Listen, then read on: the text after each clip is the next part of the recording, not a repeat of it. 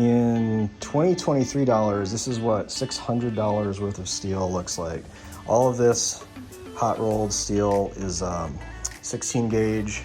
This is going to be a shed.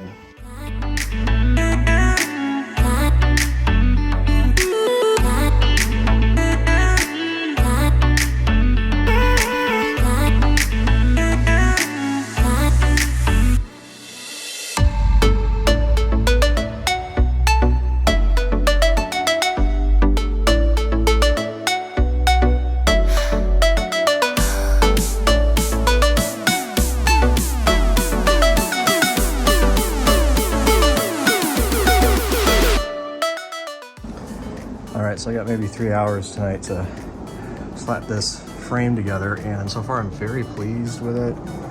It's definitely, I should have assembled it in slightly different order so that I didn't have to like set the walls up separately and try to brace those by myself to get everything square, but other than that, I think the size is going to be just about right. I'm pretty average height, so having a shelf on both sides, you know, which is slightly taller than I think a 6, what is that, about 6'4" or something like that.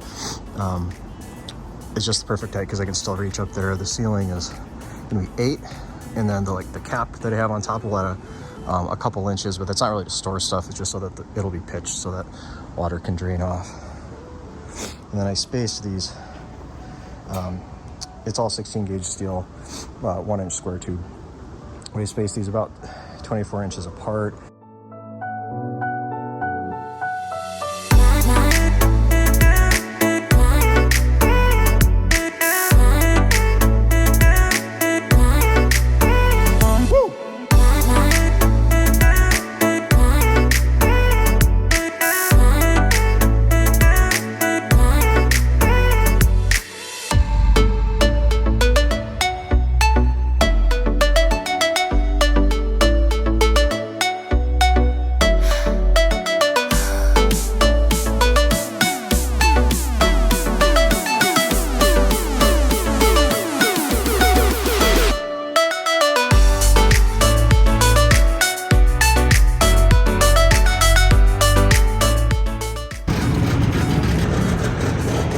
After many hours of cutting and assembling sheet metal from my local supplier, which took way, way longer than I thought I was going to, I finally have the top of this custom shed fully assembled, as well as most of the shed itself. All right, so this is the roof right here.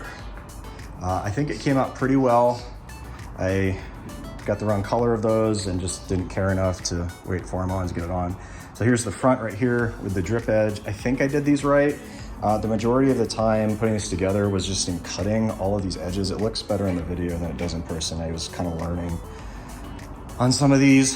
The back edge right here, you know, it drips, or what do you call it? Is it the rake or the rear? I forget what it's called, but the top piece came at an angle and I had to bend it a little bit more to accommodate the exact pitch of this roof, which I designed as 1 foot by 4 feet.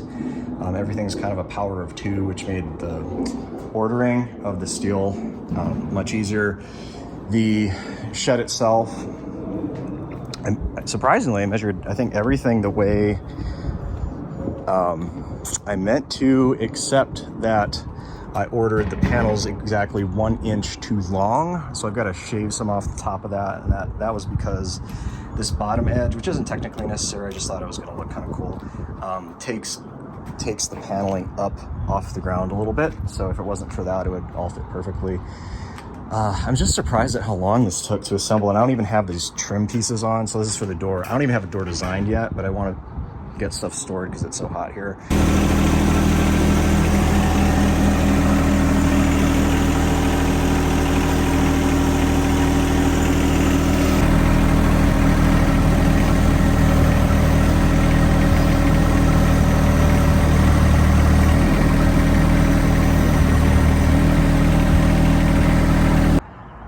Progress on the shed going really, really well. I forgot to order these corner pieces, which is a bummer because there's a setup charge. Anyway, I'll figure something out for that. And then I just placed the order for the door.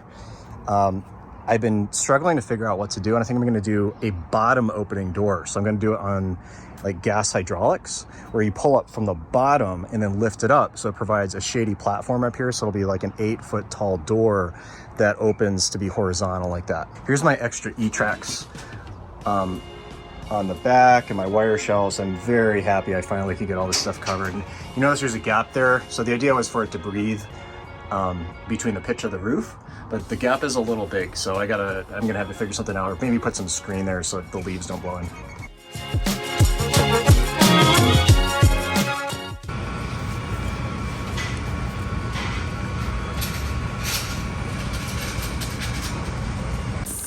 I'm at the stage of the shed project that I've been dreading, which is the final assembly or attachment of the door to the shed.